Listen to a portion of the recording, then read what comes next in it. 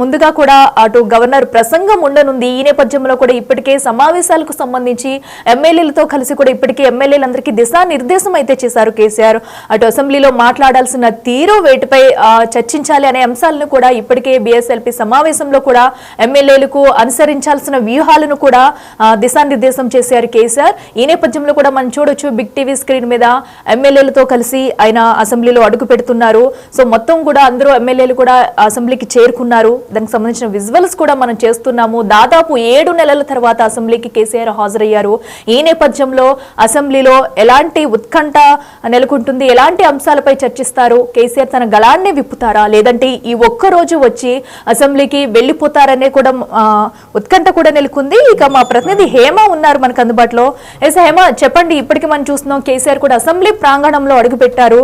So వాళ్ళు ఏం మాట్లాడతారు ఏంటనేది కూడా ఆసక్తి నెలకొంది. ఈ డీటెయిల్స్ ఏంటి?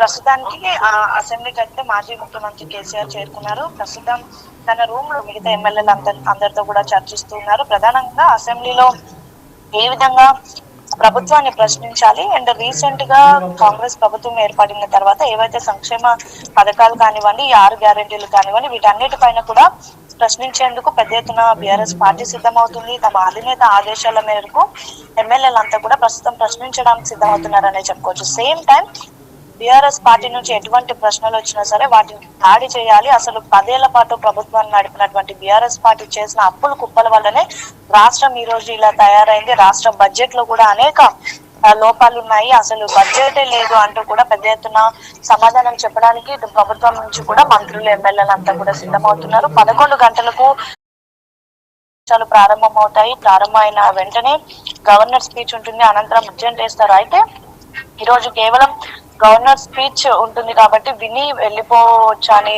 భావించి మాజీ ముఖ్యమంత్రి వచ్చారా, లేదంటే మిగతా సెషన్స్ లో కూడా పార్టిసిపేట్ చేస్తారా, పాల్గొంటారా అనేది మాత్రం స్టిల్ ఒక క్వశ్చన్ మార్క్ నెలకొంది. మొత్తానికైతే కేసీఆర్ ఈ రోజు అసెంబ్లీకి రావడంతో ఆ పార్టీకి సంబంధించినటువంటి నేతల్లో ఉత్సాహం ఉన్నప్పటికీ కూడా ఈ ఉత్సాహం అనేది ఒక్క రోజుతో ఆగిపోతుందా లేదంటే కంటిన్యూ అవుతుందా అనేది మాత్రం వేచి చూడాలి. అఖిల, హేమో, మీరు చెప్పినట్టుగానే అటు నేతల్లో కూడా ఉత్సాహం నింపేందుకు ఇటు అసెంబ్లీకి అడుగు పెట్టారనుకోవచ్చా, లేదంటే అనర్హత వేటు పడుతుందనే నేపథ్యంలో కూడా ఈ ఒక్కరోజు అసెంబ్లీకి హాజరయ్యే ఛాన్స్ ఉందనుకోవచ్చా? ఎందుకంటే ఇప్పుడు చూస్తున్నాం మనం బయట నుంచి ఇన్ని రోజులు కూడా ఆయన ఎలాంటి పార్టీస్ లో కానీ, మీటింగ్స్ లో కానీ, సమావేశాలు కానీ హాజరు కాలేదు. బట్ ఈ ఒక్కసారి కూడా సడన్ గా ఇప్పుడు అసెంబ్లీ సమావేశాలకు హాజరవుతుండడం అనేది కొత్త ఉత్కంఠంగా మారింది. సో బయట నుంచి ఇప్పటి వరకు అటు ప్రభుత్వంపై బురద చల్లే ప్రయత్నాలు అయితే చేస్తూ వచ్చారు. అయితే ఈ రోజు గవర్నర్ ప్రసంగం మాత్రమే ఉండనుంది. తర్వాత కూడా అసెంబ్లీ వాయిదా పడినట్టు కూడా సమాచారం అందుతుంది. మరి రేపటి నుంచి వచ్చి వాళ్ళ గళాన్ని వినిపిస్తారా, లేదంటే ఈ ఒక్కరోజు వస్తారా? దీన్ని ఎలా చూడాలంటారు? ఖచ్చితంగా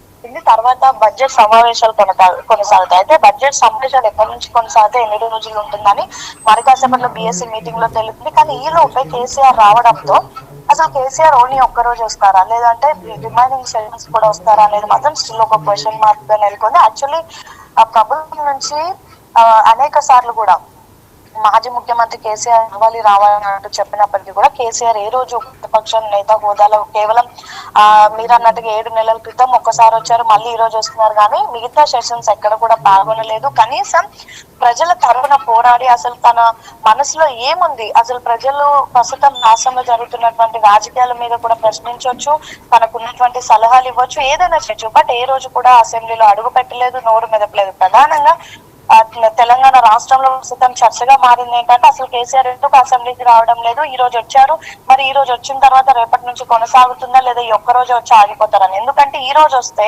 అసలు ఈ రోజు ఏం మాట్లాడేటటువంటి అవకాశం కూడా ఉండదు. కేవలం గవర్నర్ స్పీచ్ ఉంటుంది, స్పీచ్ అయిన వెంటనే అసెంబ్లీ వాయిదా పడుతుంది. సో అందుకే కేసీఆర్ వచ్చారా, లేదంటే ఈ సెషన్స్ లో ఆయన కంటిన్యూ వస్తారా అనేది మాత్రం ప్రతి ఒక్కరు కూడా ఒక ప్రశ్నగా మిగిలింది. And more over recent days లో మనం చూసుకుంటే కాంగ్రెస్ నేతలంతా కూడా కేసీఆర్ రావాలి, లేదంటే ఆ ప్రతిపక్ష హోదాని ఏదైతే ఉందో అది వేరే వాళ్ళకి ఇవ్వాలి అంటూ కూడా 2-3 సార్లు అసెంబ్లీ వేదికగా ముఖ్యమంత్రి రేవంత్ రెడ్డి కూడా అన్నారు. ఇక నిన్న మనం చూసుకుంటే నేరుగా కాంగ్రెస్ సంబంధించినటువంటి కొంతమంది కార్పొరేటర్లతో పాటు ఫ్లోర్ లీడర్ కూడా వచ్చి అసెంబ్లీ స్పీకర్ గడ్డం ప్రసాద్ కి కూడా తమ ఒక లేఖను అందజేశారు.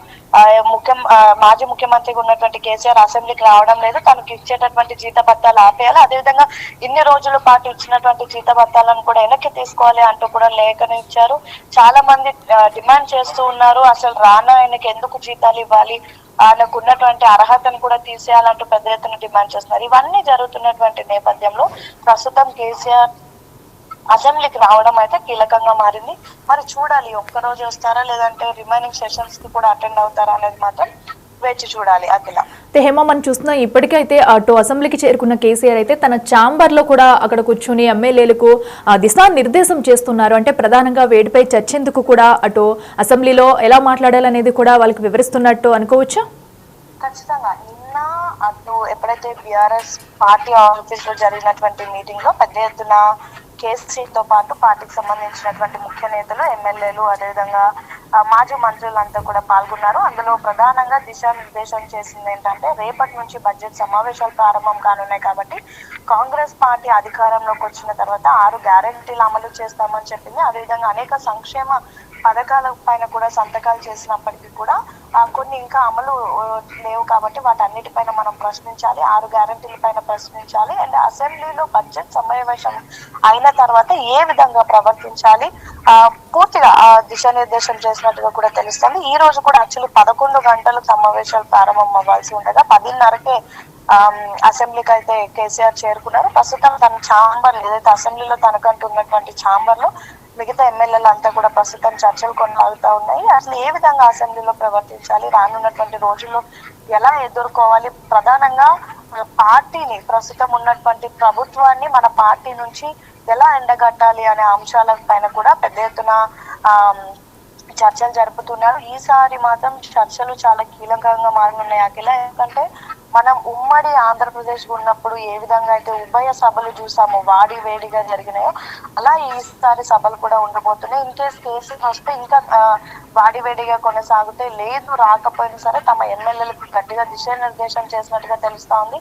ప్రధానంగా ప్రభుత్వాన్ని ప్రశ్నించడానికైతే ప్రతిపక్షాలు సిద్ధమవుతున్నాయి. సేమ్ టైం ప్రతిపక్షాలు అడిగినటువంటి ప్రశ్నలకు సమాధానం చెప్పడానికి ప్రభుత్వం కూడా తయారుగా ఉందని చెప్పవచ్చు. ఎందుకంటే ప్రధానంగా అసలు మీరు 6 గ్యారెంటీలు అమలు పరచలేదని ప్రతిపక్షాలు డిమాండ్ చేస్తే, అసలు 10 ఏళ్ల పాటు ప్రభుత్వంలో ఉన్నప్పుడు మీరు చేసినటువంటి అప్పుల కుప్పల కారణంగా రాష్ట్ర ఏదైతే ఫినాన్షియల్ సిచ్యువేషన్ ఈ విధంగా ఉంది, రాష్ట్ర ఆర్థిక వ్యవస్థ దెబ్బతినడానికి మీరే కారణం. మీరు చేసినటువంటి అప్పులను కట్టుకొని రావడానికే మాకు ఇంకా ఇంత సమయం పట్టింది, త్వరలో మేము చేయాల్సినవన్నీ చేస్తామని అన్నిటికీ సిద్ధంగా అయితే ఇటు ప్రభుత్వం నుంచి నాయకులు, మంత్రులు, ఎమ్మెల్యేలు, ముఖ్యమంత్రి అంతా సిద్ధంగా ఉన్నారు. మరి అసలు ఈసారి సెషన్స్ ఏ విధంగా కొనసాగబోతున్నాయి, కేసీఆర్ సెషన్స్ మొత్తం వస్తారా, ఈ ఒక్కరోజు వచ్చి మళ్ళీ 19వ తారీఖు బడ్జెట్ సమావేశాలు ఉంటాయి. ఆ రోజు సభలో ఆర్థిక శాఖ మంత్రిగా ఉన్నటువంటి డిప్యూటీ సీఎం బట్టి విక్రమార్క బడ్జెట్ ని ప్రవేశపెడతారు. సేమ్ టైం మండలిలో ఎల్ఏ మినిస్టర్ గా ఉన్నటువంటి దుద్దిల శ్రీధర్ బాబు బడ్జెట్ ని ప్రవేశపెడతారు. సో అనంతరం ఒక రోజు గ్యాప్ ఉంటుంది. దాని తర్వాత బడ్జెట్ పైన సమావేశాలు, చర్చలు జరుగుతాయి. ప్రతిపక్షాలు అడిగే ప్రశ్నలకు ప్రభుత్వం నుంచి సమాధానం చెప్పాల్సి ఉంటుంది. సేమ్ టైం ఈ నెల 17-18వ తారీఖున రాష్ట్ర వ్యాప్తంగా చేపట్టినటువంటి బీసీ కులగణన, ఎస్సీ వర్గీకరణ అంశాలపైన కూడా చర్చలు కొనసాగుతాయి. ఆ చర్చలు కూడా వాడివేడిగా కొనసాగుతాయి. ఎందుకంటే రీసెంట్ డేస్ లో బీసీ కులగణన అయిన తర్వాత బీజేపీ చేసినటువంటి ఆరోపణలు మనం చూసాం. ఇవన్నీ కూడా కులగణన అనేది కేవలం కాకమ్మ లెక్కలు మాత్రమే, ఇది జానారెడ్డి సర్వేలా ఉంది కానీ ప్రభుత్వం చేసినటువంటి సర్వే లాగా లేదు అంటూ అనేక కామెంట్స్ వినిపించినాయి. సో వీటన్నిటికీ సంబంధించి 17-18 జరిగేటటువంటి చర్చలు, అనంతరం జరిగేటటువంటి బడ్జెట్ అన్ని కూడా కీలకంగా మారనున్నాయి. ఈసారి మాత్రం ఖచ్చితంగా ఉమ్మడి ఆంధ్రప్రదేశ్ లో ఉన్నప్పుడు ఏ విధంగా అయితే మనం సభలను వాడివేడిగా చూసినామో అంతే వాడివేడిగా ఈసారి సభలు ఉండబోతున్నాయి. అటు ప్రతిపక్షాలు, ప్రభుత్వం తరపున అందరూ అయితే సిద్ధంగా ఉన్నారని చెప్పుకోవచ్చు. Right Hema, thanks for updates. So చూస్తున్నాం కదా, ఇప్పటికే అటు మాజీ సీఎం బీఆర్ఎస్ అధినేత కేసీఆర్ అయితే అసెంబ్లీకి చేరుకున్నారు. అసెంబ్లీలో తన ఛాంబర్లోని తన ఛాంబర్లో కూర్చుని కూడా అటు వచ్చిన ఎమ్మెల్యేలకు దిశానిర్దేశం చేస్తున్నారు.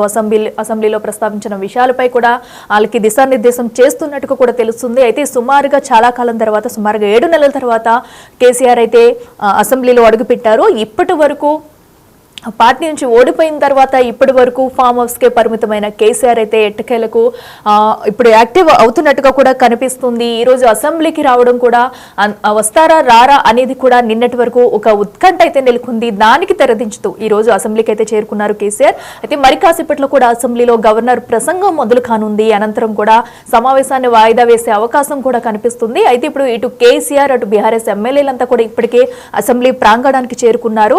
సభలో ఎలాంటి రసవత్ర పోరు ఉండబోతుంది, వాడివేడిగా చర్చలు జరిగే అవకాశం కూడా కనిపిస్తుంది ఈసారి. ఎందుకంటే ఇప్పటికే అటు బీఆర్ఎస్ నేతలైతే బయట నుంచి కూడా అటు ప్రభుత్వంపై విమర్శనాస్త్రాలు సంధిస్తున్నారు. మరి అసెంబ్లీలో తన గళాన్ని ఎలా వినిపిస్తారు, ఎలాంటి అభ్యర్థనలు చేస్తారు, రేపటి నుంచి కూడా సమావేశాలకు హాజరవుతారా లేదా ఈ ఒక్కరోజు వచ్చి గైర్హాజరు అవుతారా అనేది కూడా తెలియాల్సి ఉంది.